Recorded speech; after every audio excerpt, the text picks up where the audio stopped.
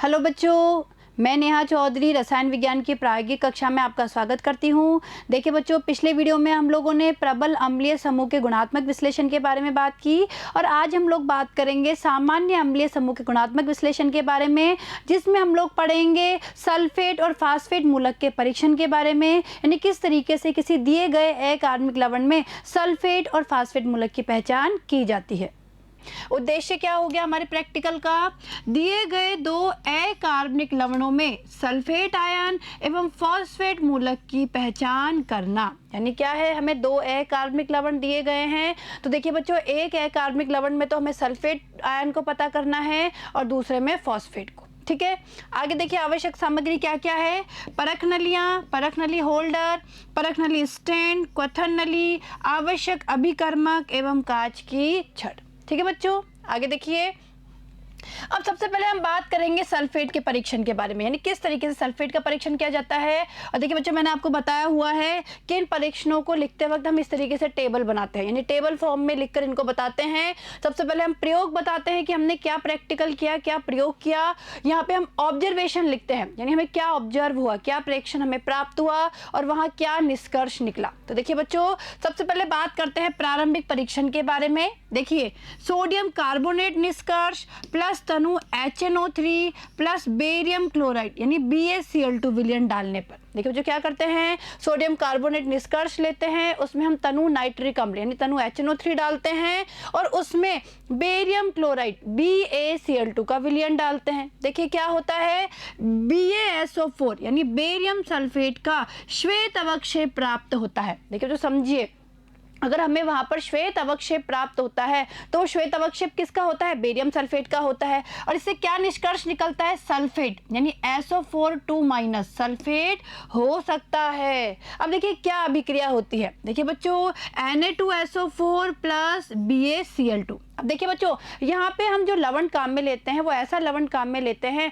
जिसमें कि sulphate ion उपस्थित होता है। तो हमने कौन सा लिया है, सोडियम सल्फेट Na2SO4। ठीक है, इसकी अभिक्रिया देखिए BaCl2 के साथ होगी, ये बना बेरियम सल्फेट और 2NaCl। तो देखिए बच्चों, जो ये बेरियम सल्फेट बना है इसके कारण ही हमें क्या प्राप्त होता है, श्वेत अवक्षेप। ठीक है, तो इससे हमें पता लग जाता है कि जो हमारा वहाँ पे सल्फेट आयन है वो उपस्थित हो सकता है। अब हम क्या करेंगे, निश्चात्मक परीक्षण लगाएंगे। तो देखिए, अब इसका निश्चात्मक परीक्षण देखिए बच्चों कि किस तरीके से हम सल्फेट का निश्चात्मक परीक्षण करते हैं। देखिए ध्यान दीजिएगा, देखिए उक्त अवक्षेप को दो भागों में विभक्त करते हैं। देखिए जो समझे यहाँ पर कि हमें श्वेत अवक्षेप प्राप्त हुआ था, उस श्वेत अवक्षेप को हम दो भागों में बांटते हैं।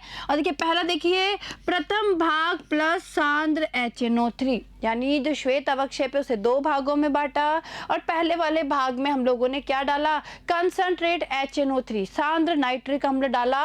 और देखिए श्वेत अवक्षेप अविलय रहता है। समझिए बच्चों, अगर श्वेत अवक्षेप वहां पे अविलय रहता है, इससे क्या पता लगा, सल्फेट SO4 सल्फेट क्या है, निश्चित है।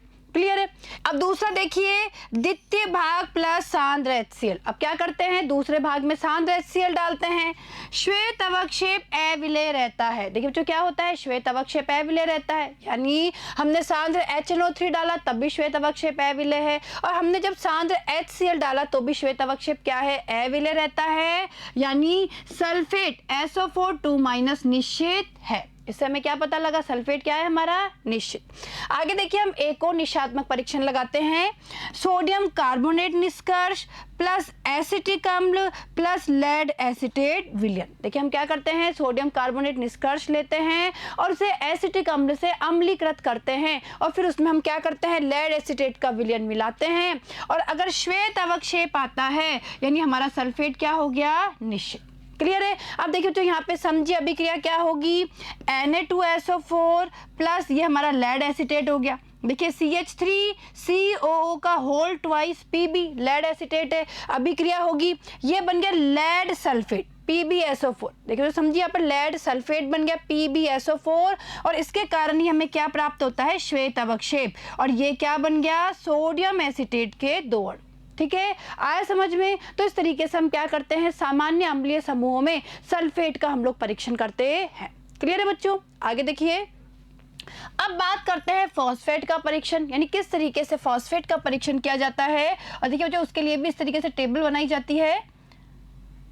देखिए इसमें हम प्रारंभिक परीक्षण क्या करते हैं, लवण प्लस सांद्र HNO3 प्लस अमोनियम मॉलिब्डेट। समझिए यहाँ पर क्या होता है, लवण लेते हैं, लवण में सांद्र नाइट्रिक अम्ल डालते हैं और उसमें अमोनियम मॉलिब्डेट डालते हैं तो कैनरी पीला अवक्षेप आता है, यानी फॉस्फेट PO4 3- हो सकता है। यानी जैसे ही कैनरी पीला अवक्षेप आता है तो हम ये कह सकते हैं कि फॉस्फेट जो हमारा समूह है वो उपस्थित हो सकता है। देखिए अभिक्रिया देखिए, Na2H PO4 प्लस 12 NH4 का होल ट्वाइस MOO4। तो देखिए बच्चों ये क्या है, ये अमोनियम मॉलिब्डेट है और अमोनियम मॉलिब्डेट के साथ हम अभिक्रिया करवा रहे हैं। और देखिए प्लस 23, देखिए यहाँ पे 23 है, 23 HNO3। देखिए क्या अभिक्रिया होगी, एक तो ये संकुल बनेगा, देखिए बच्चों क्या होगा, ये संकुल बनेगा। देखिए क्या है, NH4 का होल ट्राइस और देखिए बड़े बड़े ब्रैकेट में देखिए क्या है P और छोटे ब्रैकेट में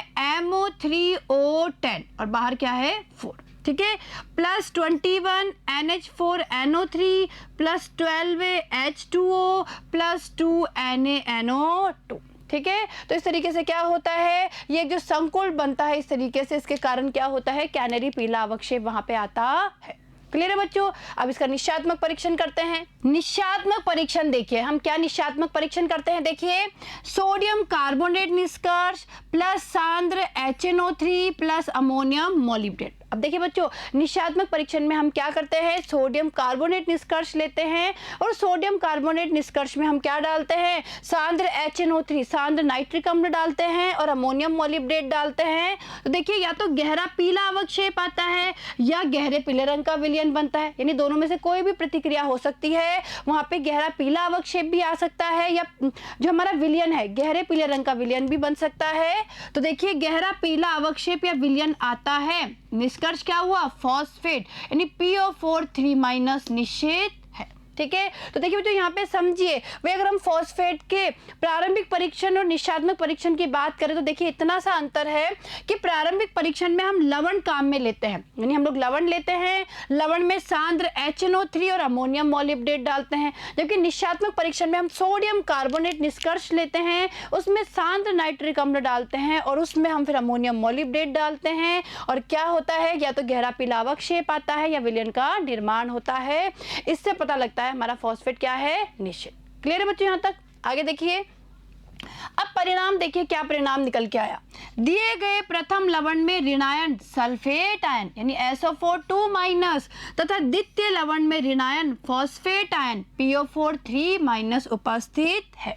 ठीक है, तो ये क्या हो गया, परिणाम। तो देखिए बच्चों आप लोगों को ये सामान्य समूह का परीक्षण समझ में आया होगा कि किस तरीके से सामान्य अम्लीय समूह में सल्फेट को और फास्फेट को फाइंड आउट किया जाता है। और अब देखिए बच्चों हम लैब में चलते हैं और लैब में हम इन दोनों तरीके के जो मूलक है, यहाँ बोल सकते हैं कि दोनों तरीके के जो आयन्स है उनको किस तरीके से फाइंड आउट किया जाता है वो करके देखते हैं। तो देखिए बच्चों चलिए लैब में।